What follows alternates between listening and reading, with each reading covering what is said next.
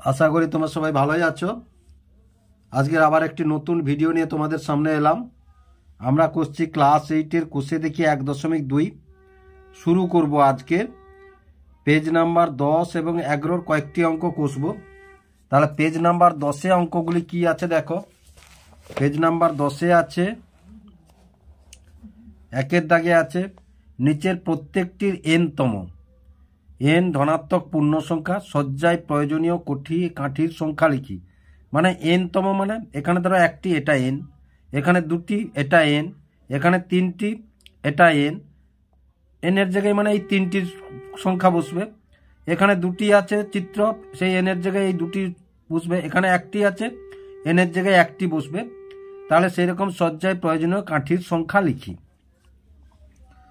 তাহলে দেখো প্রয়োজনীয় কাঠির সংখ্যা লিখি মানে এখানে দেখো প্রথম যে 1 নম্বর ছবিটি আছে তাতে কাঠির সংখ্যা কটি আছে? একটি, দুটি, তিনটি, চারটি, পাঁচটি, ছটি। তাহলে কটি আছে? 6টি আছে। তাহলে দেখো প্রথম ছবিটিতে আছে 1, 2, 3, 4, 5, 6টি কাঠি আছে। কটি কাঠি আছে? 6টি কাঠি আছে। তারপরেরটি দেখো, তাহলে 1, 2, 3, 4, 5, 6, 7, 8, 9, 10, 11টি কাঠি আছে। তারপরে দেখো, তাহলে 1, 2, 3, 4, 5, 6, 7, 8, 9, 10, 11, 12, 13, 14, 15, 16টি কাঠি আছে। কটি কাঠি আছে? 16টি কাঠি আছে। তাহলে দেখো, তাহলে একের দাগে তাহলে কটি কাঠি? 6টি কাঠি। কটি কাঠি? 6টি কাঠি। তারপরে কটি আছে? 11টি আছে। তাহলে দেখো এখানে কিন্তু দুটো চিত্র আছে। কটি চিত্র আছে? দুটো চিত্র আছে। তাহলে দুটো চিত্র, এই চিত্রটিতে পুরো 6টা আছে, কিন্তু এটাতে কত আছে? 5টা আছে। এটাতে কত আছে? 5টা আছে। আবার তারপরেরটি দেখো, তাহলে এটাতে পুরো 6টি আছে, এটাতে কটি আছে? 5টি আছে, এটাতেও আছে 5টি আছে। তাহলে এর পরে যদি আমরা আরও জুড়ি দেখো, তাহলে ধরো আরও একটা ছবি যদি আমরা এভাবে তৈরি করি,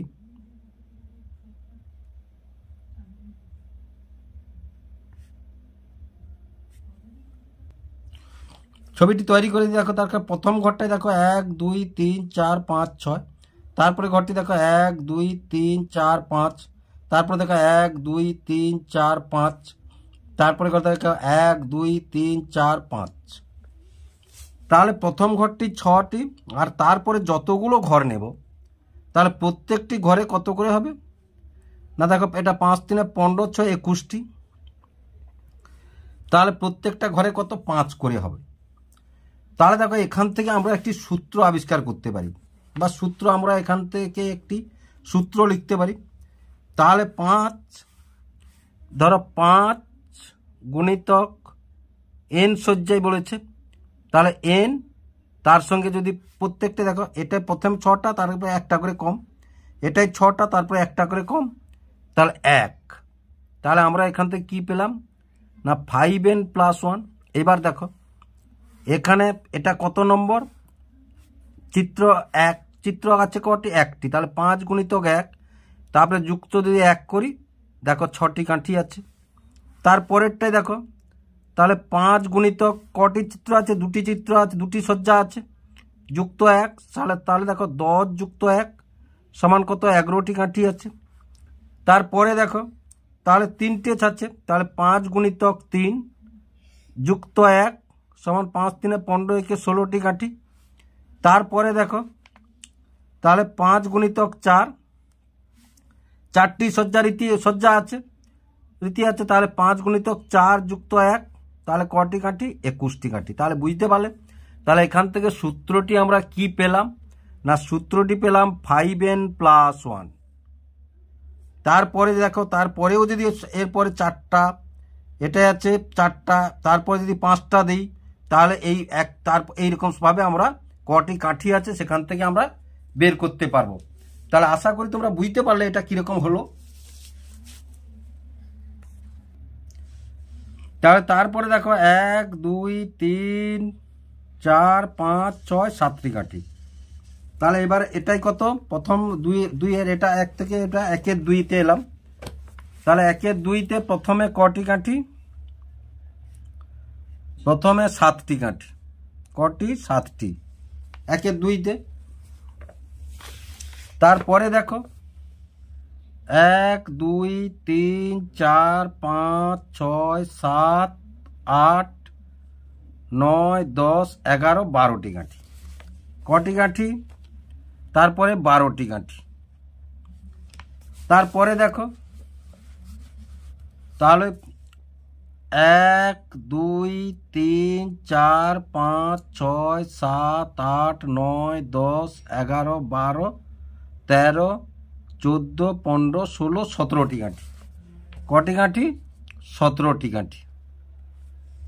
কটি কাঠি হলো? 17টি কাঠি হলো। তাহলে দেখো প্রথমটাই কটি, প্রথমটাই কটি হলো, দেখো প্রথমটাই কটি? 7টি। প্রথমটাই কটি? 7টি। তারপরে দেখো তাহলে এটা 7টি, তাহলে বাকিটাই কটি? 1 2 3 4 5টি।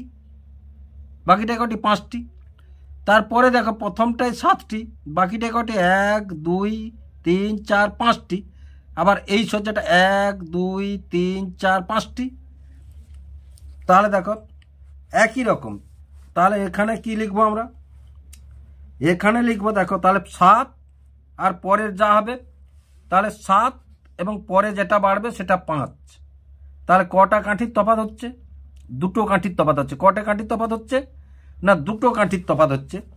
তাহলে দেখো এবার যদি এন সজ্জা রীতিতে বলে, তাহলে দেখো প্রথমটায় আমরা যদি এটাই যদি করি, তাহলে এটাই কত? 5টি। তাহলে 5 গুণিতক 1, 2টো কাঠির তফাৎ হচ্ছে। তাহলে দেখো 5 যুক্ত 2 সমান কত? 7টি। তারপরে এটাই 2টো সজ্জা রীতি আছে, তাহলে 5 গুণিতক 2 যুক্ত 2 সমান কত? 12টি সজ্জা রীতি। তারপরে দেখো তাহলে 5 গুণিতক 2 যুক্ত এটাই 3টে সজ্জা রীতি আছে, তাহলে 3 যুক্ত 2, তাহলে 5 3 15 দিয়ে এই 17টি সজ্জা। এরূপভাবে যদি 4টা 5টা থাকে তাহলে 5, তাহলে এখানেও সেই একই নিয়ম হবে। দেখো 5n + 2 কি হবে? 5n + 2। এন হচ্ছে সজ্জা রীতি, কটি করে আছে, এবং এটা 2 হচ্ছে কটা কাঠির তফাৎ হচ্ছে, কটা কাঠির তফাৎ হচ্ছে। এবার তাহলে 3 নম্বর দেখো তাহলে কটি আছে? 1টি 2টি 3টি 4টি 5টি। তাহলে এটাই কটি? 5টি। তারপরে দেখো 1 2 3 4 5 6 7 8 9টি, 9টি কাঠি আছে। তারপরে দেখো এটাই 5টা, 6 7 8 9 9 10 11 12 13টি কাঠি আছে। তাহলে দেখো তাহলে কটি? 5টি 9টি এবং 13টি। তাহলে দেখো আমরা যদি সেই সূত্রটা ধরি, দেখো তাহলে এখানে কটি আছে? 5টি। তারপরের ঘরে কটি আছে? দেখো 1 2 3 4। তারপরের ঘরে কটি আছে? 1 2 3 4। প্রথম ঘরে 5টি আছে, পরের ঘরগুলো 1 2 3 4। তাহলে এখানে কত? 4 ধরবো। আর এন মানে এখানে কটি? 1টি সজ্জা রীতি। আর কাঠি কটি তফাৎ হচ্ছে? 1টি তফাৎ হচ্ছে। তাহলে দেখো 4 গুণিতক 4 একে 4, 5টি হচ্ছে কিনা দেখো। এখানে কটি সজ্জা রীতি? না, 4 গুণিতক 2 যুক্ত 1, তাহলে 4 2 8 1 সমান 9টি সজ্জা রীতি। এখানে দেখো 3টি সজ্জা রীতি, তাহলে 4 গুণিতক 3 যুক্ত 1, কারণ 5টি প্রথম, তারপরে ঘরগুলি তো 4, মানে কাঠি তফাৎ হচ্ছে 1টি করে।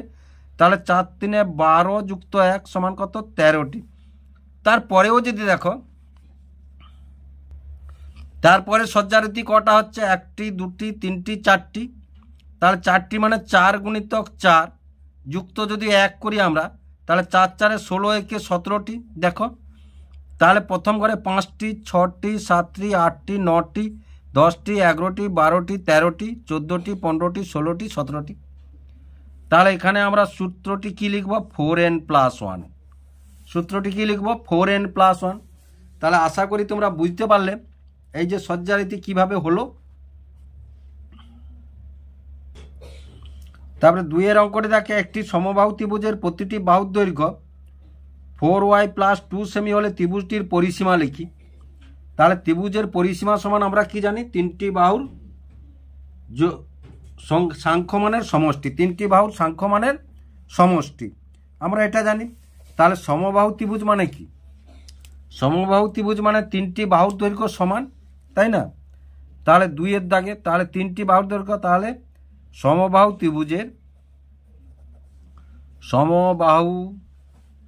ত্রিভুজটির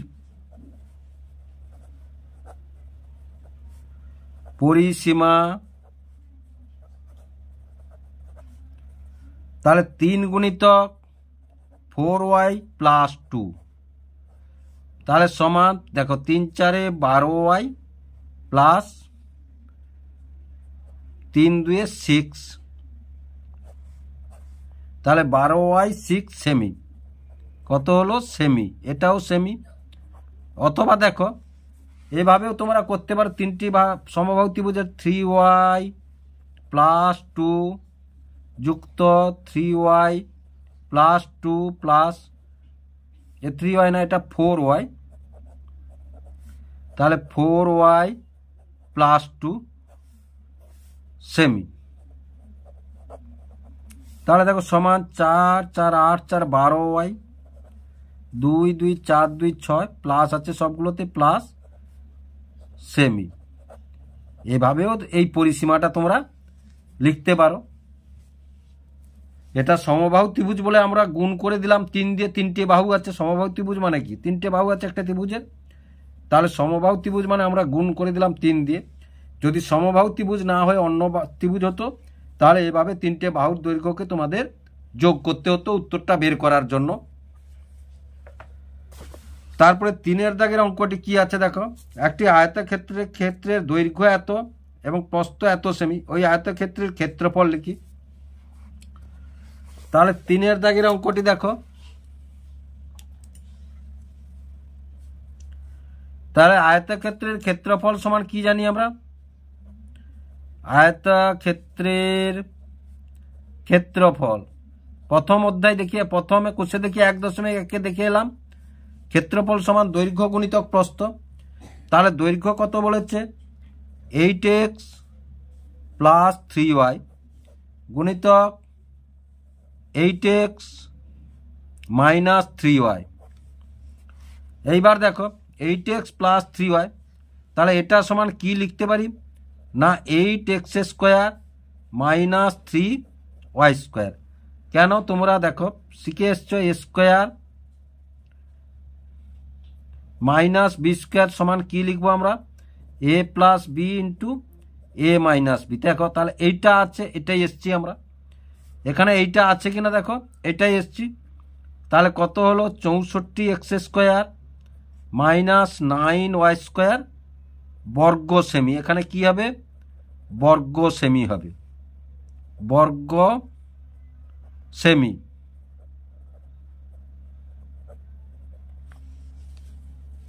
এবার 4 এর দাগের অঙ্কটি দেখো, বর্গাকার ক্ষেত্রে একটি বাহুর দৈর্ঘ্য 3m - 4 মিটার হলে ক্ষেত্রফল কত হবে? এম এর মাধ্যমে লিখি। এম এর মান কত হলে এই বর্গাকার ক্ষেত্রের পরিসীমা 8 মিটার হবে, হিসাব করে লিখি। তাহলে দেখো বর্গাকার ক্ষেত্রের একটি বাহুর দৈর্ঘ্য 3m - 4 মিটার হলে ক্ষেত্রফল কত হবে? এম এর মাধ্যমে লিখি। এম এর মান কত হলে ওই বর্গাকার ক্ষেত্রের পরিসীমা 8 মিটার হবে, হিসাব করে লিখি। তাহলে 4 এর দাগেরটা দেখো, তাহলে বর্গাকার ক্ষেত্রের একটি বাহুর দৈর্ঘ্য বলেছে কত? বর্গাকার ক্ষেত্রের একটি বাহুর দৈর্ঘ্য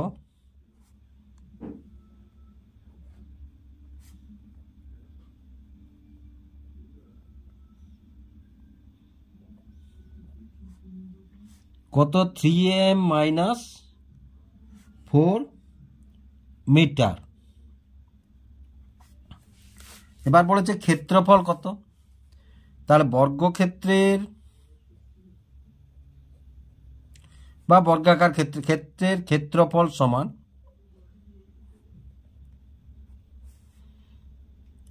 বাহুর দৈর্ঘ্য গুণিতক বাহুর দৈর্ঘ্য বর্গ একক। তাহলে এখানে দেখো 3m - 4 ইন্টু 3m - 4 বর্গ মিটার। এখানে দেখো এমনি গুণ করে করতে পারো, অথবা দেখো a - b into a - b। তাহলে আমরা কি লিখবো? a - b এর হোল স্কোয়ার। কি লিখবো? a - b এর হোল স্কোয়ার। তাহলে দেখো a - b এর হোল স্কোয়ার মানে a স্কোয়ার, এই a স্কোয়ার মাইনাস 2ab, তাহলে 2 ইন্টু 3m ইন্টু 4 আর plus B square, plus B square মানে 4 স্কোয়ার। এবার বর্গ মিটার। তাহলে সমান দেখো 9m square minus 2 3 6 4 24m plus 16 বর্গ মিটার। তাহলে আমরা ক্ষেত্রফলটা পেয়ে গেলাম। তাহলে অতএব বর্গাকার ক্ষেত্রের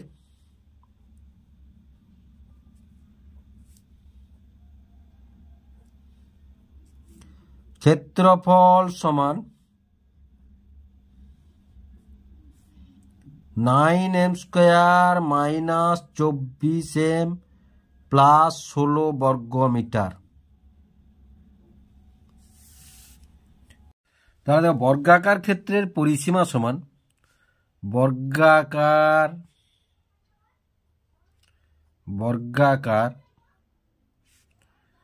ক্ষেত্রের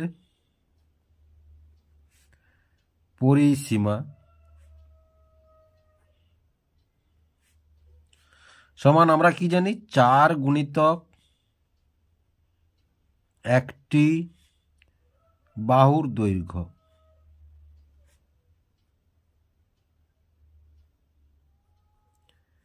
একক থাকবে সমান, তাহলে দেখো 4 গুণিতক এখানে একটি বাহুর দৈর্ঘ্য আমরা কত পেয়েছি না 3m - 4 পেয়েছি, আর একক কি পেয়েছি না মিটার পেয়েছি। এটা পরিসীমা পেলাম আমরা। একক কি পেয়েছি না মিটার পেয়েছি। তাহলে এবার দেখো প্রশ্নানুসারে আমরা কি লিখতে পারি?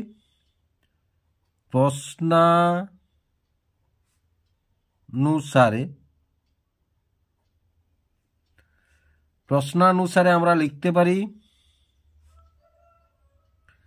4 গুণিতক 3m - 4 পরিসীমা সমান কত বলেছে আমাদের বইতে? 8। তাহলে দেখো এখান থেকে আমরা যদি সমাধান করি তাহলে এধারে তাহলে 3m - 4 সমান, এটা গুণ আছে এধারকে এলে ভাগ হয়ে যাবে। তাহলে 4 2 8, তাহলে বা 3m - 4 সমান কত? 2, বা 3m সমান 2, এই মাইনাস এধারে এলে প্লাস হয়ে গেল, সমানের এধারে এলে প্লাস হয়ে গেল। তাহলে বা 3m সমান কত? সমান 6, বা m সমান তাহলে 6/3, তাহলে 3 2 6, তাহলে বা m সমান কত পেলাম আমরা? 2। m সমান কত পেলাম? 2। তাহলে অতএব m সমান 2 হলে পরিসীমা 8 হবে। পরিসীমা 8 হবে। তাহলে দেখো এই কোষে দেখি 1.2 আমরা 1 থেকে 4 পর্যন্ত অঙ্কগুলো কষে ফেললাম। যদি অঙ্কগুলো বুঝতে পেরে থাকো এবং ভিডিওগুলি ভালো লেগে থাকে, লাইক এবং বন্ধুদের মধ্যে অনেক অনেক শেয়ার করবে ও চ্যানেলটিকে অবশ্যই সাবস্ক্রাইব করবে। এখনও পর্যন্ত যারা সাবস্ক্রাইব করনি তারা অবশ্যই চ্যানেলটিকে সাবস্ক্রাইব করবে।